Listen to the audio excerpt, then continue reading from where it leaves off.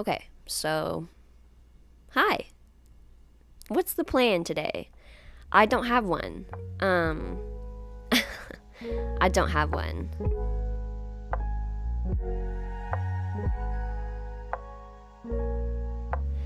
I am just kind of going into this blind, and I'm going to talk about what I want to talk about, I guess. I'm going to kind of give myself a general area to start, and we're just going to go from there because I feel like talking today. And if you want to hear it, then let's go. But first, what is this? I don't know. I've always wanted to start a podcast, but I've always felt like my voice doesn't really matter. I don't really have anything of importance to say or talk about. But that's not true, right? My voice matters. First, I think I wanted to kind of do a tattoo tour, if that's okay with you. I have a lot of tattoos, and I just kind of want a little video diary, a personal explanation from me on what they are, what they mean, and I think it'd just be fun. I always get a lot of questions and comments on my tattoos. If there's one thing that somebody will say something about me, it's my tattoos. I like my tattoos. Most of them. But we'll get into that later. But I also don't have a very great memory. I'm not going to go in chronological order of what I got because I can't remember in what order I got them because I have too many. I think I have upwards of at least 20, 25 individual tattoos. But yeah, and then I also wanted to talk about, my next blog post. I was like, what? What was it? Think. Yes, it was my next blog post. I wanted to talk about my next blog post. I wanted to kind of dive into it with you guys a little bit and for myself because I need to kind of brainstorm out loud because I have an idea, but I just want to flesh it out. We'll get into it. But first, tattoos, right? So when did I first start getting tattoos? I want to say 17. I know I wasn't 18 because I had to have my mom's permission to get my first tattoo. And the only reason I was able to get that tattoo is because it was a matching one with my mom and my sister. I'll try and throw up pictures on the screen if you're watching. I'll try and throw pictures up on the screen. If not, I'll do my best to describe them. But my first tattoo ever, I do know for a fact, was a set of 3 cactuses on my inner left wrist. They're in color. They're one of my only tattoos in color. One of my only tattoos in color. I have a few. 2 or 3. But it did hurt. It hurt pretty bad, if I remember right. I mean, it was my first tattoo. I didn't know what to expect going into it. But again, that inner wrist area is super sensitive for me. It hurt. It's super if you rub over the inside of your wrist with your thumb, it's a very sensitive area. So do with that what you will. I think that area was pretty bad. I remember sweating in the seat and wanting a break but not asking for one. I have never asked for a break during a tattoo except once. I asked for a break during a tattoo once. It was my stomach tattoo, and we'll get into that one too. I think I'm gonna go from my right side of my body to my left because I'm if I try to go in chronological order, I'm just gonna mess up and forget. So let's go from my right side of my body to my left. My right side of my body, I have a semicolon on my ring finger. And the semicolon, if you've never heard of it, definitely look it up, the Semicolon Project. It's basically suicide awareness, just knowing that there's always another option. Good little, yeah, it did hurt. I remember it hurting. Finger tattoos hurt, by the way. Finger tattoos do hurt. I don't care what people say, but are they worth it? Yes, depending on what you want. We'll get into that too. Next, I have another finger tattoo, flames going around my middle finger on my right hand. They're not going around my finger as they don't go all the way around. I remember asking her at the time, hey, will you put a line all the way around my finger so they connect? And she was like, no, because it's going to end up fading, and I don't want you to have to come back every 5 months because it keeps fading. And I was like, okay, fair. So I did not get it done. It's a whimsical tattoo. Next, I also have another finger tattoo. Wow. I have a third finger tattoo on my right hand. It is my pointer finger. I have a set of rainbow dots going from about fingertip to all the way down my finger to the knuckle. Colors actually have held up pretty okay. Orange does not stay very well with me.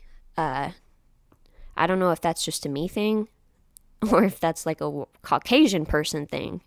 Orange just not sticking very well. But my orange one kind of has disappeared. But the blue, like the indigo and violet, look really good. So like I might end up looking into maybe getting a blue like stencil tattoo or something. I think that would be really cool. Getting carried away. Next, I have Memento Mori on the outside of my hand, on the back of my hand, in like this really cool font. And Memento Mori I got from, Memento Mori is a Latin tattoo, is a Latin phrase. It means, actually let me look up the direct translation because I'm not going to mess that one up. Memento Mori is a Latin phrase that translates to remember you must die. It's a reminder of our mortality, urging us to reflect on the fleeting nature of life and to make the most of our time. So basically what Google AI said. I think it's a good little reminder that like in the end, death comes for everybody. Nobody is special, no matter how much money you have or how much debt you're in. Sorry, I had to reel myself in there. It's going off on a tangent. Next, I've got a little rose on. I need to like pick this up. This is gonna take forever, bro. I have a little rose tattooed on the like fleshy part of my thumb, on like the outside of my hand. It is exactly what it is. It's just a rose. I think it was a Friday the 13th tattoo, if I'm not mistaken. Yeah, I just thought it was very pretty. It's symmetrical to another floral tattoo on the exact opposite side of my body on the left hand. There, I have another floral tattoo on the exact same side. So, I don't know. I had gotten one, then I went to the other. I think they're both Friday the 13th tattoos. Then I have a little mushroom guy on the inside of my right wrist. He matches my sister's. Mine is holding knives while my sister's is holding flowers. They're just little mushroom guys. We were initially thinking about getting them done in color, and we still can. We could always go back and have them fill in later, but I don't know. Most of my tattoos are black, gray, so he's cute though. He's one of my favorites. He needs to be touched up. Then I have Medusa right above him on my inner right arm. Yeah. She is very pretty. She's very shaded in, very like detailed. I like the little snake guys. They have really cute little faces on them. I like Medusa. I like the mythology behind Medusa. I like all the different retellings of Medusa's story. I've always liked Greek and Roman literature. I really, really loved the Percy Jackson series when I was a teenager, when I was a kid. I just really like Medusa, so I got her tattooed on me. Because I can. Then I have this eyeball on the top of my wrist on my right side. It's kind of like an anime eyeball almost. I don't know. It's got little swirlies in it. Just thought it was cool. I often in my life sometimes feel like I am that person sometimes. You know, sometimes I feel like that. So of course I got it tattooed on me. Next, I have the Bring Me the Horizon logo. I don't necessarily know if it's like their new logo or because a lot of people were getting Sempiternal, the album artwork off of Sempiternal done. So I forgot like what era or time they would have released this logo in. Maybe like their Amo era. I saw Bring Me the Horizon in concert in 2021, I think, with my cousin Katie. It was so cool, so fun. My cousin crowd surfed. It was kind of scary. They almost dropped her, but she made it out okay. She had to come find me afterwards, and she told me it was the most fun she ever had in her life. I also got kicked in the head by a crowd surfer. Almost lost my phone. I think I have a video recording of me recording something, recording like the concert, and then me dropping my phone. Mosh pits everywhere. Yeah. It was like 10 out of 10. Most amazing like concert experience I've ever had. So I got it tattooed on me because I can. Next, we have Modernity Has Failed Us. That is a 1975 lyric from Love It If We Made It specifically. I really love It If We Made It. If you haven't heard it, go listen to it. The 1975 isn't like my favorite band, but like that's definitely one of their top songs for me. I just like the message behind it. The lyrics definitely speak volumes. The artist, maybe not so much, but that's okay. We can talk about that another day. We have a flower, like a little flower, and it is being held to me with a Band-Aid. I just like the idea of the wealth and healing properties that I think nature has. We'll leave it at that. Then we have an heart barbed wire going around my right elbow. This one I got done with numbing cream. Was not bad. It was not bad whatsoever. Like, numbing cream, I just got that really like that really shaky, jiggly feeling like throughout my entire arm when she was, tattooing my elbow. But like other than that, was not that bad. If you've never had a tattoo without numbing cream, props to you, but like you can also do it with numbing cream. It doesn't make you any less of a person to get a tattoo with numbing cream. I actually recommend it because why wouldn't you? And I personally I've never had any issues out of using numbing cream. I've heard some people say that it can really mess up the way a tattoo like sticks in your skin apparently. I don't know if that's true or not. But I've never had any issues out of numbing cream. So, and my tattoo artist never has either. Never has mentioned it once. Onwards. We've got Your Art on the inside of my right arm, like above the crease of my elbow. It's in a typewriter font. And when I was going to get it, I had an idea of where I wanted it placed. But the exact placement, there's a freckle right there.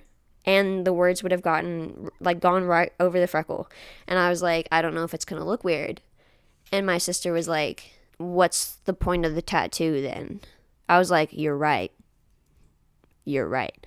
So, next, we've got this guy on my right bicep. Yeah. Flex. Just kidding. We have a playing card with the Grim Reaper on it.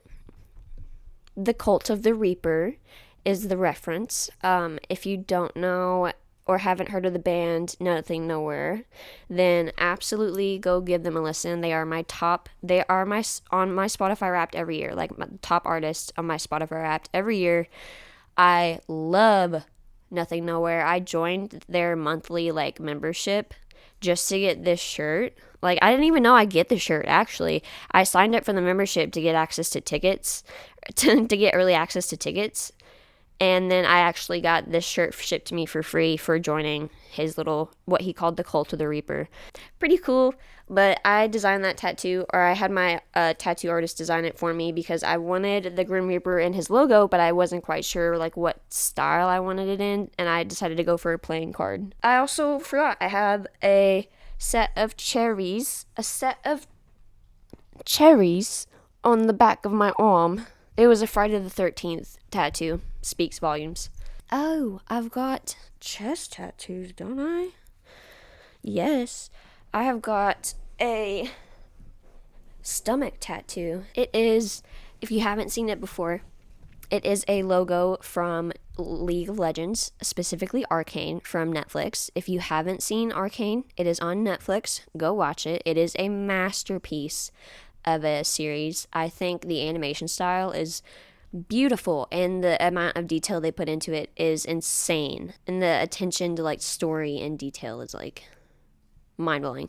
But you like have to go watch it for yourself. But yeah, got inspiration from Jinx's character. That's her little monkey head that she spray paints in, like, I think her entrance of the series. You see that logo. Or, like, entrance of her older self. You have to go watch it. Go watch it. I have butterflies tattooed down my back. They go about from the base of my neck to maybe a quarter of the way down my back. Really, they don't go that far. I just wanted, dainty butterflies. Because butterflies. I like butterflies. You're going to learn that next. Real quick. This beautiful masterpiece on my left bicep. It is a anatomically correct heart with flowers coming out of them. Out of the valves. What are those valves? Is that what they're called? I don't know. Out of the valves of the heart. I've always liked, like I said, the idea of nature being healing. But I also think, like, comparing, like, nature to the human body is worth doing too. Like, have you ever seen the comparison of, like, lightning to veins in a human skin? Like, I think that kind of stuff is so cool. I don't know. Probably just a coincidence. But, like, isn't it cool? Isn't it cool? I don't know. It's just stuff like that. The correlation between the beauty of human nature and Mother Nature. Next, we've got... It sucks that I have to, like, physically see them to remember them and, like, know what I'm talking about. A spider web around my right elbow. Left elbow. I've got a spider web around my left elbow. I got her done without numbing cream. She hurt. I just completely skipped over the fact that my stomach tattoo almost, like, killed me. I'm not kidding. I have never, like, had such a drastic reaction to a tattoo. And I'm not saying there's anything against the artist, but I don't necessarily completely trust the artist that I went to, as I didn't go to my usual artist. But that's okay. That's my fault. That's my bad. It's still a really good tattoo. The experience itself was just, whoa, not fun. It hurt. It hurt bad.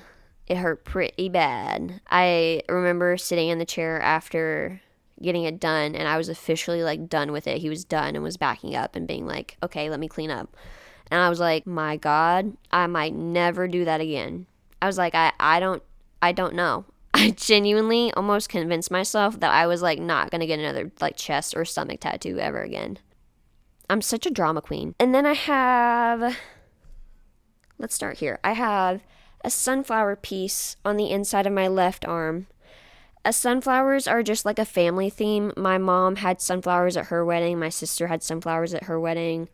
Next, we've got a rose with a skull sitting in the middle of the petals.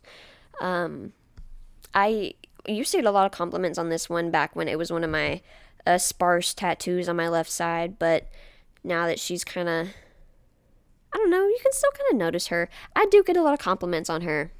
Like I said, again, the correlation between, like, death, human nature, Mother Nature, I find it fascinating, and I think we will return to where we came from, which is nature. Moving on, I've got a pitchfork right here on like the outside of my left arm, kind of like between my wrist area and my elbow. It is for Max, specifically Max Schneider. His stage name is Max. He used to be a Disney Channel artist, I think, for like a few years. He performed in Rags, if you've ever seen Rags, that old Disney Channel movie from like 2013. Oh my gosh, let me Google that and make sure that was right. 2012? I was right. I was very close. It was 2012. My sister got her tattoo done before we went and saw Max in concert. And then when we went and saw him, he was actually, I had bought us meet and greet tickets.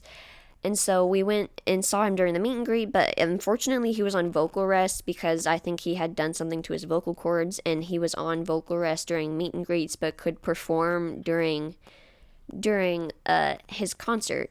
So was hugging us all, like waving at us, like taking pictures with us, trying to communicate with us. He signed our little lanyards. It was so much fun. He was super nice, but didn't talk to us, unfortunately. Next, I've got a bunch of butterflies surrounding a lot of the art on my left arm. I've got a set of monarch butterflies going from probably the middle of my arm to the top of my hand, the back of my hand on my left side. Again, I just really like butterflies. Butterflies are like one of the like few insects I'm not repelled by. Butterflies and ladybugs. Sorry, they're pretty. If you can pass them off as being pretty, then they're okay. Like weeds. Most weeds are just grassy looking, but like if they're pretty, they're flowers. Sorry, but they're flowers. Butterflies are not bugs. They're insects. We've got a snake on my right hand middle finger. So when I went to get it done, I showed the artist Dove Cameron's reference picture, and you compare it to this one.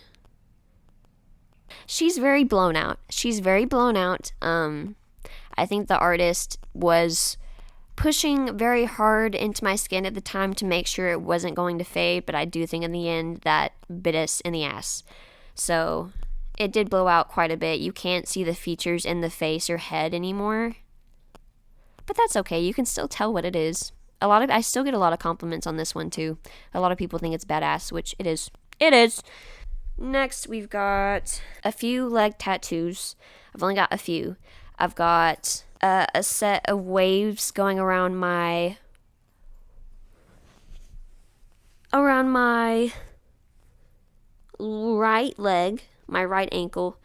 My dad has a matching set of mountain range on his I don't know, his left or right wrist. But they're little matching tattoos. Next, I've got another matching tattoo on my left side. It is a tiny little sunset over an ocean. It's matching with my cousin. She's got a moon, I think. I want to say she's got a moon, so I've got a sunset. Because I love my cousin, Katie, the one I was talking about earlier, who went to the concert with me. Would take a bullet for that woman and her child any day. A butterfly on my left thigh. And while it is not my favorite, it was a good idea. I think it was a good design. It was just poorly executed. I'm not ashamed to wear shorts, but I personally just don't like it anymore, so it's hard for me to like kind of show it off to people. The artwork is just kind of lost. The line work is very wiggly and very kind of blown out in some places. There's just some places in it that I think could either be redone. Moving on. Oh wait, do I have any more? Oh yes, I've got the serotonin, the chemical structure for serotonin on the back of my right leg, right calf, like right beneath where my knee bends. Well, that one's just self-explanatory. I don't have enough of it, so might as well get it tattooed on me. But yeah. I think that's it, isn't it? I don't regret any of my tattoos. I think a few of them were just poorly executed and maybe could just be touched up, honestly. A lot of them are a couple of years old. And maybe is that normal for tattoos to wear over? I know wear over time, but like how short of a time? Moving on, I wanted to dive into my next blog post. Let me pull it up here on my handy dandy notebook. Just kidding. My handy dandy iPad. Because I'm an iPad kid. Just kidding. Tablet kid. Samsung. Because who likes Apple products anymore? Hot take. Maybe. My next blog post I don't know what it's gonna be titled, but it's basically just me kind of hashing out and talking about different lessons that I've learned over the past few weeks and years of my life, because I feel like I can expand on it a little bit more than I can do that in an article. But let me read this a little bit and I'll flesh it out. So I said, my teenage years and probably most of my young adult years have been spent plagued by insecurities and imposter syndrome. I'm often just experiencing lesson after lesson, some hard and some easier than others. Here's a list of those lessons compiled into one place that I can revisit when I'm feeling particularly down or out of control. May this list also help you remember to be the badass you are and go take on the world. So number 1, we've got you do not have to prove yourself to anyone. Now, this sounds very simple, right? I feel like I need to be reminded of it daily. Like, I need to remind myself every day that I do not have to prove myself to other people. Just because other people discredit or disqualify my experiences doesn't mean that that's true. Like, just because someone thinks you're lying doesn't mean you are. You know, just because someone says, well, you're lying about that, does that make that true? No. People will often discredit your experiences. This can range from downplaying your feelings and situations to invalidating experiences and feelings, to I haven't seen it, so I don't believe you. These are very broad situations, as I often experience this in personal relationships or unfortunately at work. So let me explain. Like, something that's happened to me recently has been that I don't believe my boss believes that I'm a good worker. I think I have now proved it to her because we have been able to work together more often. But I think before coming in and getting to know me, I think she had very low expectations of everyone. So I think that kind of bothered me a little bit. I think I felt like I had to prove myself to her, which, as she's my boss, maybe I do have to prove myself to her.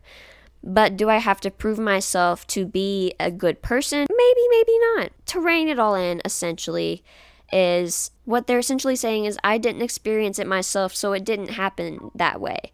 Like, if you were explaining to a friend, like, it's something serious that happened to you, you were in this really serious conversation with someone and you were explaining it to your friend, and your friend said, that's not how I remember it, or that's not how my friend said it happened, that's not how the other person said it happened.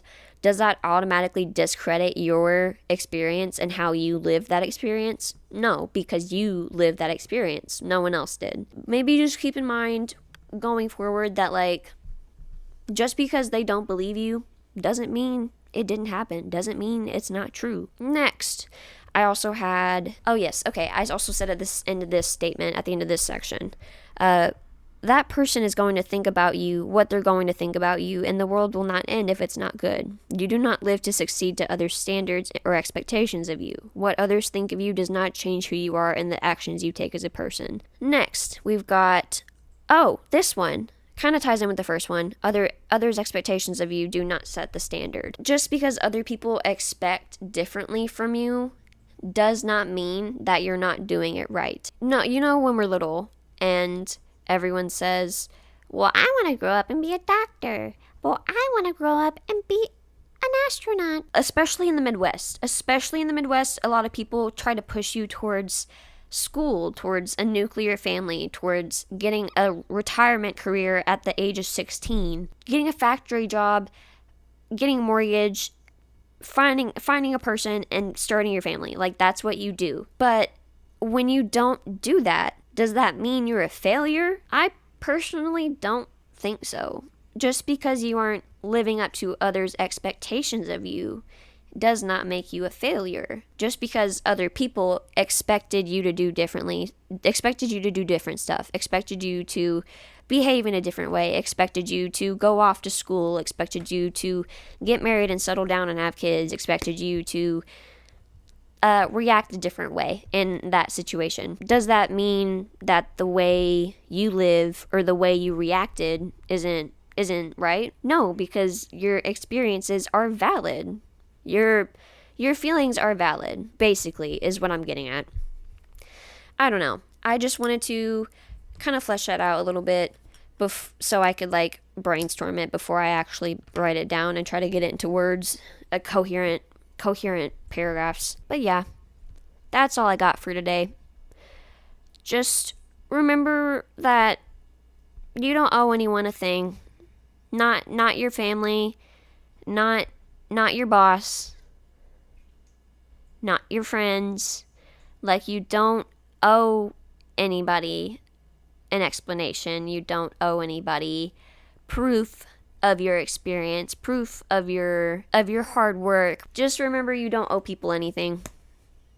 People are strangers. Who are you? Who are you? Anyways, I gotta go before I just start talking and talking and talking. But I love you. See ya.